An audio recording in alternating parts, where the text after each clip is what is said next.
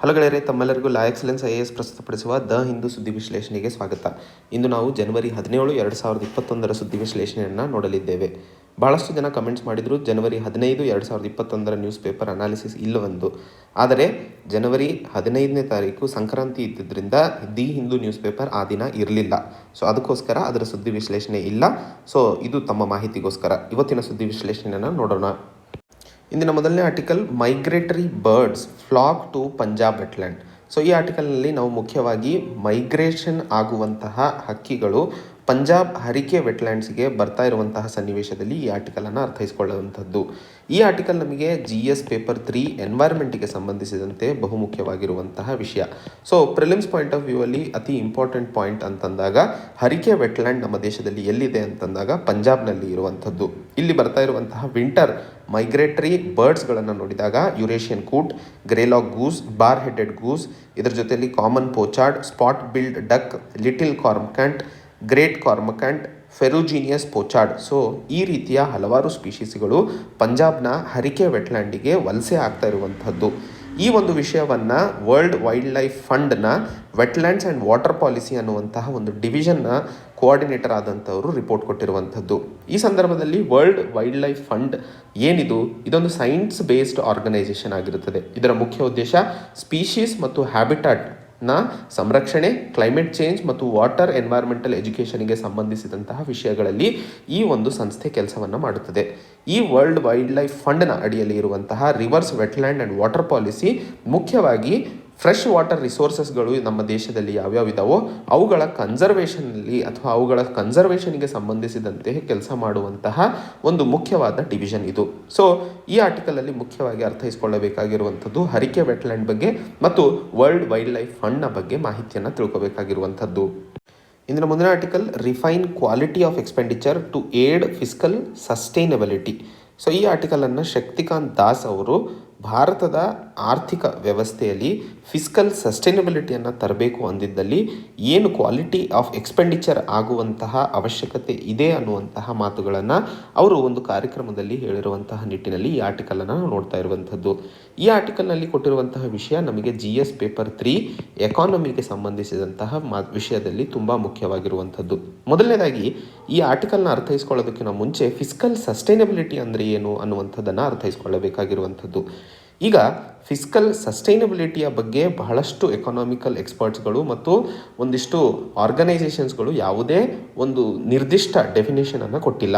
ಆದರೆ European commission ಹೇಳ್ತಾ ಇರೋ ಹಾಗೆ ಸರ್ಕಾರ ಮಾಡ್ತಾ ಇರುವಂತಹ ಖರ್ಚು ಹಾಗೂ ಟ್ಯಾಕ್ಸ್ ಮತ್ತು ಅದಕ್ಕೆ ಸಂಬಂಧಿಸಿದಂತಹ ಬೇರೆ ಪಾಲಿಸಿಗಳು ಒಂದು ದೂರದ ಸಮಯದಲ್ಲಿ ಅಥವಾ ಲಾಂಗ್ ರನ್ನಲ್ಲಿ ನೋಡಿದಾಗ ಅದು ಸರ್ಕಾರದ ಸಾಲ್ವೆನ್ಸಿ ಮತ್ತು ಡಿಫಾಲ್ಟನ್ನು ತಡೆಯೋದಕ್ಕೆ ಅಥವಾ ಥ್ರೆಟನ್ ಮಾಡದೇ ಇರುವಂತಹ ವಿಷಯಗಳನ್ನು ಒಳಗೊಂಡಂತಹ ಒಂದು ಪಾಲಿಸಿಗೆ ನಾವು ಫಿಸ್ಕಲ್ ಸಸ್ಟೈನಬಿಲಿಟಿ ಅಂತ ಕರಿತೀವಿ.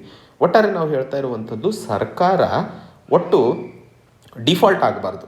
ಆ ಡಿಫಾಲ್ಟನ್ನು ತಡೆಯೋದಕ್ಕೆ ಮಾಡುವಂತಹ ಎಲ್ಲ ಕ್ರಮಗಳಿಗೆ ನಾವು ಫಿಸ್ಕಲ್ ಸಸ್ಟೈನಬಿಲಿಟಿ ಅಂತ ಹೇಳಿ ಕರಿತೀವಿ ಅಂತ ಯುರೋಪಿಯನ್ ಕಮಿಷನ್ ಹೇಳ್ತಾ ಇರುವಂತಹ ಒಂದು ಡೆಫಿನೇಷನ್ ಇದು. ಈ ಸಂದರ್ಭದಲ್ಲಿ ಶಕ್ತಿಕಾಂತ್ ದಾಸ್ RBI ಗವರ್ನರ್ ಅವರು ಹೇಳ್ತಾ ಇರೋ ಹಾಗೆ ಪ್ಯಾಂಡಮಿಕ್ COVID-19ನಿಂದಾಗಿ ಇಡೀ ಪ್ರಪಂಚದಲ್ಲಿ ಒಟ್ಟು 12% ಸ್ಟಿಮ್ಯುಲಸನ್ನು ಕೊಟ್ಟಿರುವಂಥದ್ದು. ಈ ವಿಷಯವನ್ನು ಇಂಟರ್ನ್ಯಾಷನಲ್ ಮಾನಿಟರಿ ಫಂಡ್ನ ಕ್ಯಾಲ್ಕುಲೇಷನ್ಸ್ ಹೇಳ್ತಾ ಇರುವಂಥದ್ದು. ಈ ಸಂದರ್ಭದಲ್ಲಿ ಬಹಳಷ್ಟು ಸಾಲದ ಹೊರೆ ಸರ್ಕಾರಕ್ಕೆ ಜಾಸ್ತಿ ಆಗಿದೆ, ಡೆಫಿಸಿಟ್ ಕೂಡ ವೈಡನ್ ಆಗ್ತಾ ಇರುವಂತಹ ಸಂದರ್ಭಗಳನ್ನು ನಾವು ನೋಡ್ತಾ ಇದ್ದೀವಿ. ಸೊ ಈಗ ಈ COVID-19 ಸಮಯದಲ್ಲಿ ಆದಂತಹ ಲಾಕ್ಡೌನ್ನಿಂದಾಗಿ ಆರ್ಥಿಕ ವ್ಯವಸ್ಥೆ ಅಥವಾ ಆರ್ಥಿಕ ಚಟುವಟಿಕೆಗಳಲ್ಲಿ ಹಿಂಜರಿಕೆಯನ್ನು ನಾವು ಕಂಡಿದ್ವಿ. ಆ್ಯಂಡ್ ಬಹಳಷ್ಟು ಆರ್ಟಿಕಲ್ಸ್ಗಳಲ್ಲಿ ಯಾವ ರೀತಿಯಾಗಿ ಈ ಒಂದು ಆರ್ಥಿಕ ಚಟುವಟಿಕೆಗಳನ್ನು ಮತ್ತೆ ಮರುಕಳಿಸಲು ಸಾಧ್ಯವಿದೆ ಅನ್ನುವಂತಹ ವಿಷಯಗಳನ್ನು ಬಹಳಷ್ಟು ಆರ್ಟಿಕಲ್ಸ್ಗಳಲ್ಲಿ ನಾವು ನೋಡಿದ್ವಿ. ಅದರಲ್ಲಿ ಫಿಸ್ಕಲ್ ಸ್ಟಿಮ್ಯುಲಸ್ ಮತ್ತು ಎಕ್ಸ್ಪೆಂಡಿಚರ್ ಬಗ್ಗೆ ಮಾತಾಡಲಾಗ್ತಿತ್ತು. ಆದರೆ ಈ ಎಕ್ಸ್ಪೆಂಡಿಚರ್ನ ಕ್ವಾಲಿಟಿಯನ್ನು ಹೇಗೆ ಇಂಪ್ರೂವ್ ಮಾಡಬೇಕು ಅನ್ನುವಂತಹ ಸಂದರ್ಭದಲ್ಲಿ ಒಂದು ಫಿಸಿಕಲ್ ಇನ್ಫ್ರಾಸ್ಟ್ರಕ್ಚರ್ ಆಗಿರಬಹುದು ಅಥವಾ ಸಾಮಾಜಿಕ infrastructure, human capital, science and technology ಕ್ಷೇತ್ರಗಳಲ್ಲಿ ಇನ್ವೆಸ್ಟ್ಮೆಂಟ್ಸ್ ಮಾಡೋದ್ರಿಂದ ಬರೀ ವೆಲ್ಫೇರನ್ನು ಅಥವಾ ಬರೀ ಸಮಾಜದ ಒಳಿತಿಗೋಸ್ಕರ ಅಲ್ಲದೆ ಅದು ಆರ್ಥಿಕ ವ್ಯವಸ್ಥೆಗೂ ಡಬಲ್ ಮಾಡುವಂತಹ ಮಲ್ಟಿಪ್ಲೈಯರ್ ಎಫೆಕ್ಟ್ ಅಂತಲೇ ಕರಿತಾ ಇರುವಂತಹ ಸಂದರ್ಭವನ್ನು ಇಲ್ಲಿ ನಾವು ನೋಡಿರುವಂಥದ್ದು. ಸೊ ಲೇಬರ್ ಪ್ರೊಡಕ್ಟಿವಿಟಿ ಮತ್ತು ದೇಶದ ಆರ್ಥಿಕ ಚಟುವಟಿಕೆಗಳನ್ನು ಹೆಚ್ಚಿಸಲು ಸಾಧ್ಯವಾಗುತ್ತದೆ ಈ ಕ್ಷೇತ್ರಗಳಲ್ಲಿ ಮಾಡುವಂತಹ ಇನ್ವೆಸ್ಟ್ಮೆಂಟ್ಸ್ಗಳಿಂದಾಗಿ ಅನ್ನುವಂತಹ ಮಾತನ್ನು ಹೇಳಿರುವಂಥದ್ದು. ಹಾಗೆ RBI ಸಹ ಈ ರೀತಿಯ ಚಟುವಟಿಕೆಗಳನ್ನು ಫಿಸ್ಕಲ್ ಡಿಸಿಪ್ಲಿನ್ ಮತ್ತು ಕನ್ವೆನ್ಷನಲ್ ಪ್ಯಾರಾಮೀಟರ್ಸ್ಗಳನ್ನು ತೆಗೆದುಹಾಕಿ ಸರ್ಕಾರ ಆರ್ಥಿಕ ವ್ಯವಸ್ಥೆಯನ್ನು ಮುನ್ಸಾಗೋದಕ್ಕೋಸ್ಕರ ಪ್ರಯತ್ನಗಳನ್ನು ನಡೆಸ್ತಾ ಇದೆ ಅನ್ನುವಂತಹ ಮಾತನ್ನು ಅವರು ಹೇಳಿರುವಂಥದ್ದು. ಇದೇ ಸಂದರ್ಭದಲ್ಲಿ ಬ್ಯಾಡ್ ಬ್ಯಾಂಕ್ಸ್ ಬಗ್ಗೆನೂ ಮಾತಾಡಿದರು. ಏನಿವು ಬ್ಯಾಡ್ ಬ್ಯಾಂಕ್ಸ್ ಅಂತಂದರೆ ಯಾವುದೇ ಒಂದು ಬ್ಯಾಂಕ್ನಲ್ಲಿ ಇರುವಂತಹ ಯಾವುದೇ ಲಿಕ್ವಿಡ್ ಇಲ್ಲದೆ ಇರುವಂತಹ ಅಸೆಟ್ಸ್ ಇರ್ತಾವೋ ಅಥವಾ ಹೈ ರಿಸ್ಕ್ ಇರುವಂತಹ ಅಸೆಟ್ಸ್ ಇರ್ತಾವೋ ಅವುಗಳನ್ನು ತೆಗೆದು ಕಾರ್ಪೊರೇಟ್ ಎಂಟಿಟಿಗಳಿಗೆ ಕೊಟ್ಟು ಸಾಲ್ವ್ ಮಾಡಲು ಕೊಡುವಂತಹ ಪ್ರಾವಧಾನವನ್ನು ನಾವು ಬ್ಯಾಡ್ ಬ್ಯಾಂಕ್ಸ್ ಅಂತ ಕರಿತೀವಿ. ಸೊ ಭಾರತದಲ್ಲಿ ಈ ಬ್ಯಾಡ್ ಬ್ಯಾಂಕ್ಸ್ಗಳನ್ನು ಇಂಟ್ರೊಡ್ಯೂಸ್ ಮಾಡುವಂತಹ ಪ್ರಶ್ನೆಗಳನ್ನು ಕೇಳಿದಾಗ RBI ಗವರ್ನರ್ ಹೇಳಿರುವಂಥದ್ದು ಇದರ ಬಗ್ಗೆ ಪ್ರೈವೇಟ್ ಮತ್ತು ಗವರ್ಮೆಂಟ್ ಯಾವ ರೀತಿಯಾಗಿ ಪ್ರಪೋಸಲ್ಸ್ಗಳನ್ನು ಮುಂದೆ ಹಾಕಲಿದೆ ಅದರ ಬಗ್ಗೆ ಆಲೋಚಿಸಿ ಆಮೇಲೆ RBI ಅದರ ಬಗ್ಗೆ ನಿರ್ಧಾರ ತಗೊಳ್ಳಲಿದೆ ಅನ್ನುವಂತಹ ಮಾತನ್ನು ಸಹ ಈ ಸಂದರ್ಭದಲ್ಲಿ ಅವರು ಹೇಳಿರುವಂಥದ್ದು. ಇವತ್ತಿನ ಮುಂದಿನ article, can courts stay loss made by the legislature. ಈ ಆರ್ಟಿಕಲ್ನಲ್ಲಿ ಲೆಜಿಸ್ಲೇಚರ್ ಮಾಡಿದಂತಹ ಮಸೂದೆಗಳನ್ನು ನ್ಯಾಯಾಂಗವು ಸ್ಟೇ ಮಾಡಬಹುದಾ ಅನ್ನುವಂತಹ ಪ್ರಶ್ನೆಯನ್ನು ಕೇಳ್ತಾ ಇರುವಂಥದ್ದು. ಇಲ್ಲಿ ನಾವು ನೋಡ್ತಾ ಇರುವಂತಹ ವಿಷಯ GS ಪೇಪರ್ 2 ಪಾಲಿಟಿಗೆ ನಮಗೆ ಅತಿ ಮುಖ್ಯವಾಗಿರುವಂಥದ್ದು. ಹಾಗೆ ಈ ಆರ್ಟಿಕಲ್ ಇವತ್ತು ಯಾಕೆ ನೋಡ್ತಾ ಇದ್ದೀವಿ ಅಂತಂದಾಗ ಸುಪ್ರೀಂ ಕೋರ್ಟು 3 ಫಾರ್ಮ್ ಬಿಲ್ಸ್ಗಳ ಇಂಪ್ಲಿಮೆಂಟೇಷನನ್ನು ತಡೆ ಹಿಡಿದಿರುವಂಥದ್ದು. ಹಾಗೆ ಈ ಸಂದರ್ಭದಲ್ಲಿ 4 ಮೆಂಬರ್ಗಳ ಕಮಿಟಿಯನ್ನು ರಚನೆ ಮಾಡಲಾಗಿದೆ. ಈ ಕಮಿಟಿ ಸರ್ಕಾರ ಮತ್ತು ರೈತರ ನಡುವೆ ಮಾತುಕತೆಗೆ ಮುಂದೆ ಸಾಗಿಸುವ ಪ್ರಯತ್ನವನ್ನು ಮಾಡಲಿದೆ ಅನ್ನುವಂಥದ್ದು. ಈ ಸಂದರ್ಭದಲ್ಲಿ ಯಾವುದೇ ಎಕ್ಸಿಕ್ಯೂಟಿವ್ ಆ್ಯಕ್ಷನನ್ನು ನಿಲ್ಲಿಸುವಂತಹ ಪವರ್ ಕೋರ್ಟಿಗೆ ಇದೆಯಾ ಅನ್ನುವಂತಹ ಪ್ರಶ್ನೆಯನ್ನು ಈ ಆರ್ಟಿಕಲಲ್ಲಿ ನಾವು ನೋಡ್ತಾ ಇರುವಂಥದ್ದು. ಹಾಗಾದರೆ ಸುಪ್ರೀಂ ಕೋರ್ಟ್ ಹೇಳ್ತಾ ಇರುವಂಥದ್ದು ಯಾವುದೇ ಎಕ್ಸಿಕ್ಯೂಟಿವ್ ಆ್ಯಕ್ಷನನ್ನು ತಡೆ ಹಿಡಿಯೋ ಹಾಗಿಲ್ಲ ಅನ್ನುವಂತಹ ಪವರ್ ಕೋರ್ಟಿಗೆ ಏನೂ ನಿಬಂಧನೆ ಇಲ್ಲ ಅನ್ನುವಂತಹದ್ದನ್ನು ಹೇಳ್ತಾ ಇರುವಂಥದ್ದು. ಹಾಗೆ ಕೋರ್ಟ್ ಹೇಳ್ತಾ ಇರೋ ಹಾಗೆ ನೋಡಿದಾಗ ಯಾವುದೇ ಮಸೂದೆಯನ್ನು ತಡೆ ಹಿಡಿಯೋದಾಗಿರಬಹುದು ಅಥವಾ ಇಂಪ್ಲಿಮೆಂಟೇಷನನ್ನು ತಡೆ ಹಿಡಿಯೋದಾಗಿರಬಹುದು, ಎರಡೂ ಬೇರೆ ಬೇರೆ ವಿಚಾರ. ಆದರೆ ಇವತ್ತು ಕೋರ್ಟ್ ಮಾಡಿರುವಂತಹ ಏನು ಇಂಪ್ಲಿಮೆಂಟೇಷನ್ ಸ್ಟೇಯನ್ನು ಕೊಟ್ಟಿದೆಯೋ ಅದನ್ನು ನೋಡಿದರೆ ಎರಡೂ ಒಂದೇ ಆಗಿರುವಂತಹ ಸಂದರ್ಭವನ್ನು ನಾವು ನೋಡ್ತಾ ಇದ್ದೀವಿ. ಉದಾಹರಣೆಗೆ ಈ ರೀತಿಯ ಒಂದು ಸ್ಟೇಯನ್ನು ಸೆಪ್ಟೆಂಬರ್ ತಿಂಗಳಲ್ಲಿ ಹಿಂದಿನ ವರ್ಷ ಕೊಟ್ಟಿರುವಂಥದ್ದು. ಮರಾಠ ರಿಸರ್ವೇಷನ್ ಇಶ್ಯೂ 2020 ಮತ್ತು 2021 ಅಡ್ಮಿಷನ್ಸ್ ಎಜುಕೇಷನಲ್ ಇನ್ಸ್ಟಿಟ್ಯೂಷನ್ಸ್ಗಳಲ್ಲಿ ಏನು ರಿಸರ್ವೇಷನನ್ನು ಕೊಡಲಾಗಿತ್ತೋ ಹಾಗೂ ಅಪಾಯಿಂಟ್ಮೆಂಟ್ಸ್ಗಳನ್ನು ಮಾಡಲಾಗ್ತಾ ಇತ್ತೋ ಆ ಸಂದರ್ಭದಲ್ಲೂ ಸಹ 50% ಹೆಚ್ಚು ರಿಸರ್ವೇಷನ್ ಬೆನಿಫಿಟ್ ಎಕ್ಸೀಡ್ ಆಗಿದ್ದ ಸಂದರ್ಭದಲ್ಲಿ ಇಂದಿರಾ ಸಹವಾನಿ ಕೇಸ್ 1992ರಲ್ಲಿ ಕೊಟ್ಟಂತಹ ಜಜ್ಮೆಂಟ್ನ ಪ್ರಕಾರ 50% ಸೀಲಿಂಗ್ ಏನು ರಿಸರ್ವೇಷನ್ಗೆ ಇಡಲಾಗಿದೆಯೋ ಅದನ್ನು ಕ್ರಾಸ್ ಮಾಡಿರುವಂತಹದ್ದು ಮೊದಲನೇ ಕಾರಣ. ಎರಡನೇದು ಯಾವುದೇ ಸರ್ಕಮ್ಸ್ಟಾನ್ಸಸ್ಸನ್ನು ಮಹಾರಾಷ್ಟ್ರ ಸರ್ಕಾರ ತೋರಿಸದೇ ಇರೋದು, ಯಾಕಂದರೆ ಅನ್ಫೋರ್ಸಿನ್ ಸರ್ಕಮ್ಸ್ಟಾನ್ಸಸ್ಸಲ್ಲಿ ಮಾಡಬಹುದು, ಆದರೆ ಅದನ್ನು ಜಸ್ಟಿಫೈ ಮಾಡಲು ರಾಜ್ಯ ಸರ್ಕಾರ ಮಹಾರಾಷ್ಟ್ರ ಸರ್ಕಾರ ಫೇಲ್ ಆಗಿರುವಂತಹ ಸಂದರ್ಭದಲ್ಲಿ ಇಂಪ್ಲಿಮೆಂಟೇಷನನ್ನು ಆವಾಗ ತಡೆ ಹಿಡಿದಿರುವಂತಹ ಸಂದರ್ಭಗಳನ್ನು ನಾವು ನೋಡಿದ್ದೀವಿ. ಹಾಗಾದರೆ ಈಗ ಕೋರ್ಟಿಗೆ ನಿಜವಾಗ್ಲೂ ಏನು ಪವರ್ಸ್ ಇದೆ? ನಮಗೆಲ್ಲ ಗೊತ್ತಿರೋ ಹಾಗೆ ಆರ್ಟಿಕಲ್ 32ರ ಅಡಿಯಲ್ಲಿ ಜುಡಿಷಿಯಲ್ ರಿವ್ಯೂ ಪವರ್ಸ್ಗಳನ್ನು ನೋಡಿದ್ದೀವಿ. ಅದಕ್ಕೆ ಯಾವುದಾದರೂ ಅನ್ಕಾನ್ಸ್ಟಿಟ್ಯೂಷನಲ್ ಲಾ ಇದ್ದಿದ್ದಲ್ಲಿ ಅದನ್ನು ಡಿಸಾಲ್ವ್ ಮಾಡಬಹುದು ಅಥವಾ ಅದನ್ನು ತಡೆ ಹಿಡಿಯಬಹುದು. ಅದು ಅಲ್ಟ್ರಾ ವೈರಸ್ ಆಗಿರಬೇಕು, ಅಂದರೆ ಸಂವಿಧಾನದಲ್ಲಿ ಇರುವಂತಹ ಪ್ರಾವಿಷನ್ಸ್ಗಳ ವಿರುದ್ಧವಾಗಿರಬೇಕು ಮೊದಲನೇದು. ಎರಡನೇದು ಯಾವುದೇ ಫಂಡಮೆಂಟಲ್ ರೈಟ್ಸ್ಗಳನ್ನು ವೈಲೇಟ್ ಮಾಡಿದ್ದಾಗಿರಬಹುದು, ಅಥವಾ ಯಾವುದೇ ಸೆಂಟ್ರಲ್ ಲಾ ಒಂದೇ ಸಬ್ಜೆಕ್ಟ್ ಮೇಲೆ ರಿಪಲ್ಸಿವ್ ಅಥವಾ ಒಂದೇ ಸಬ್ಜೆಕ್ಟ್ ಮೇಲೆ 2 ಲಾಸ್ಗಳಿದ್ದಾಗ ಅದನ್ನು ತಡೆ ಹಿಡಿಯುವಂತಹ ಪವರು ಸುಪ್ರೀಂ ಕೋರ್ಟಿಗೆ ಇರೋದು ನಮಗೆ ಗೊತ್ತೇ ಇದೆ.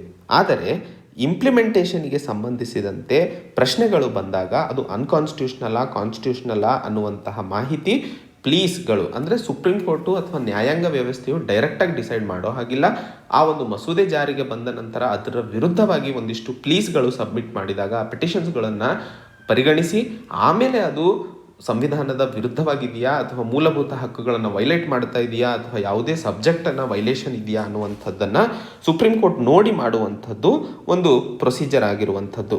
ಹಾಗಾದರೆ ಇವತ್ತು ಈ ಆರ್ಟಿಕಲಲ್ಲಿ ಹೇಗೆ ಜುಡಿಷಿಯಲ್ ಇಂಟರ್ಫರೆನ್ಸು ಮಧ್ಯದಲ್ಲಿ ನಡೀತಾ ಇರುವಂತಹ ಸಂದರ್ಭಗಳು ಹಿಂದೆನೂ ನಾವು ನೋಡಿದ್ದೀವ ಅಂತಂದಾಗ 1984ರಲ್ಲಿ ಮುನ್ಸಿಪಲ್ ಟ್ಯಾಕ್ಸನ್ನು Siliguri municipality and others versus Amalendu Das and others ಅನ್ನುವಂತಹ ಒಂದು ಕೇಸ್ನಲ್ಲಿ ಮಧ್ಯದಲ್ಲೇ ಇಂಪ್ಲಿಮೆಂಟೇಷನ್ನ ನಿಲ್ಲಿಸಲಾಗಿತ್ತು. 2013ರಲ್ಲಿ cigarettes and other tobacco products prohibition of advertisement and regulation of trade and commerce production supply and distribution act 2003 ಈ ಒಂದು ಸಂದರ್ಭದಲ್ಲೂ ಸಹ ಇಂಟರಿಮ್ ಮಧ್ಯದಲ್ಲೇ ಇಂಪ್ಲಿಮೆಂಟೇಷನನ್ನು ನಿಲ್ಲಿಸಲಾಗಿತ್ತು.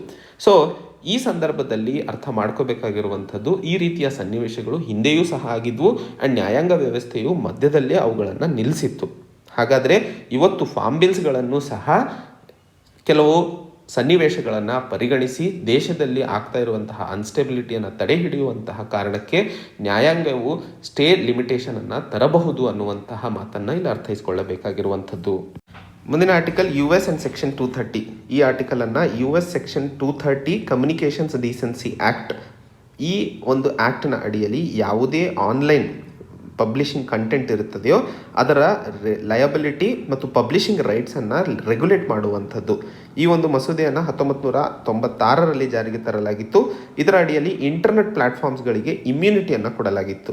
ಏನಿದು ಇಮ್ಯುನಿಟಿ? ಇಂಟರ್ನೆಟ್ ಪ್ಲಾಟ್ಫಾರ್ಮ್ಸ್ ಅಂತ ಇದ್ದೀವಿ ಅಂತಂದಾಗ ಈ ಒಂದು ಸೆಕ್ಷನ್ 230ರ ಅಡಿಯಲ್ಲಿ ನಮಗೆಲ್ಲ ಗೊತ್ತಿರೋ ಹಾಗೆ ಗೂಗಲ್ ರಿವ್ಯೂಸ್ ಕೊಡ್ತೀವಿ ಒಂದಿಷ್ಟು ರೆಸ್ಟೋರೆಂಟ್ಸ್ಗಳಿಗೆ, ಇನ್ಸ್ಟಿಟ್ಯೂಟ್ಸ್ಗಳಿಗೆ, ಕಂಪನಿಗಳಿಗೆ, ಯಾವುದೇ ಜಾಗದ ಬಗ್ಗೆ ಈ ರಿವ್ಯೂಸ್ ಜೊತೆಯಲ್ಲಿ ಟ್ವಿಟರ್ನಲ್ಲೂ ಸಹ ಒಂದಿಷ್ಟು ಕಮೆಂಟ್ಸ್ಗಳನ್ನು ಮಾಡ್ತೀವಿ. ಆ ಒಂದು ಕಮೆಂಟ್ಸ್ಗಳ ಪರವಾಗಿ ಅಥವಾ ಆ ಒಂದು ಕಮೆಂಟ್ಸ್ಗಳ ವಿರುದ್ಧವಾಗಿ ಯಾವುದೇ ಕ್ರಮವನ್ನು ಇಂಟರ್ನೆಟ್ ಕಂಪನಿಗಳ ವಿರುದ್ಧ ಹಾಕದೇ ಇರುವಂತಹ ಒಂದು ಪ್ರಾವಧಾನವನ್ನು ಈ ಸೆಕ್ಷನ್ 230 ಅಡಿಯಲ್ಲಿ ಮಾಡಿರುವಂಥದ್ದು. ಇದರ ವಿರುದ್ಧ ರಿಪಬ್ಲಿಕನ್ ಸರ್ಕಾರ ಮತ್ತು ಡೆಮೊಕ್ರಾಟ್ ಸರ್ಕಾರ ಎರಡೂ ಸರ್ಕಾರಗಳು ವಿರೋಧವನ್ನು ವ್ಯಕ್ತಪಡಿಸ್ತಾ ಇರುವಂಥದ್ದು. ಡೊನಾಲ್ಡ್ ಟ್ರಂಪ್ ಸರ್ಕಾರ ಮೊದಲಿಂದಲೂ ಸೆಕ್ಷನ್ 230ಯ ವಿರುದ್ಧ ಇರುವಂಥದ್ದು. 2020ರ ಎಲೆಕ್ಷನ್ಸ್ಗಳಲ್ಲಿ ಒಂದಿಷ್ಟು ಇದು ಇನ್ಫ್ಲೂಯೆನ್ಸ್ ಮಾಡಲಿದೆ, ಇದರ ವಿರುದ್ಧವಾಗಿ ಕಂಪನಿಗಳ ವಿರುದ್ಧ ಕ್ರಮವನ್ನು ತಗೊಳ್ಳುವ ಅವಶ್ಯಕತೆ ಇದೆ ಅನ್ನುವಂತಹ ಮಾತನ್ನು ಡೊನಾಲ್ಡ್ ಟ್ರಂಪ್ ಸರ್ಕಾರ ಮೊದಲಿಂದನೂ ಹೇಳ್ತಾ ಇದೆ. ಹಾಗೆ ಈಗ ರಿಪಬ್ಲಿಕನ್ ಸರ್ಕಾರ ಏನು ಬರ್ತಾ ಇದೆಯೋ, ಡೆಮೊಕ್ರೆಟಿಕ್ ಸರ್ಕಾರ, ಆ ಸರ್ಕಾರದ ಪರವಾಗಿಯೂ ಸಹ ಒಂದಿಷ್ಟು ವಿರೋಧಗಳನ್ನು ನಾವು ನೋಡ್ತಾ ಇದ್ದೀವಿ. ಆದರೆ ಇಂಟರ್ನೆಟ್ ಕಂಪನಿಗಳು ಹೇಳ್ತಾ ಇರುವಂಥದ್ದು, ಈ ಒಂದು ಸೆಕ್ಷನ್ 230ಯನ್ನು ತೆಗೆದುಹಾಕಿದ್ದಲ್ಲಿ ಫ್ರೀಡಮ್ ಆಫ್ ಇನ್ಫಾರ್ಮೇಷನ್, ಜನರಿಗೆ ಸರಿಯಾದ ಮಾಹಿತಿ, ಸರಿಯಾದ ರಿವ್ಯೂಸ್ಗಳು ಸಿಗದೇ ಇದ್ದಾಗ ಅವರಿಗೆ ಮಾರುಕಟ್ಟೆಯಲ್ಲಿ ಇರುವಂತಹ ಪ್ರಾಡಕ್ಟ್ಸ್ಗಳ ಸರಿಯಾದ ಮಾಹಿತಿ ಇಲ್ಲವಾದಲ್ಲಿ ಸರಿಯಾದ ಡಿಸಿಷನ್ಸ್ಗಳನ್ನು ತಗೊಳ್ಳಲು ಸಾಧ್ಯವಾಗೋದಿಲ್ಲ. ಸೊ ಈ ಒಂದು ಸೆಕ್ಷನ್ 230 ತೆಗೆದುಹಾಕಿದ್ದಲ್ಲಿ ಇಂಟರ್ನೆಟ್ ಧ್ವಂಸಗೊಳ್ಳಲಿದೆ ಅನ್ನುವಂತಹ ಮಾತನ್ನು ಹೇಳಿರುವಂಥದ್ದು. ಸೊ ಇದರ ಆರ್ಟಿಕಲಲ್ಲಿ ಮುಖ್ಯವಾಗಿ ಅರ್ಥ ಮಾಡ್ಕೋಬೇಕಾಗಿರುವಂಥದ್ದು, US and section 230 communications decency act internet ಪ್ಲಾಟ್ಫಾರ್ಮ್ಸ್ಗಳಿಗೆ ಇಮ್ಯುನಿಟಿಯನ್ನು ಕೊಡುತ್ತದೆ ಅನ್ನುವಂಥದ್ದು. ಸೊ ಇದು ಇವತ್ತಿನ ಸುದ್ದಿ ವಿಶ್ಲೇಷಣೆಗಳೇ. ಮತ್ತೆ ಹೊಸ ಸಂಚಿಕೆಯೊಂದಿಗೆ ಭೇಟಿಯಾಗೋಣ. ಅಲ್ಲಿಯವರೆಗೆ ಜೈ ಹಿಂದ್, ಜೈ ಕರ್ನಾಟಕ.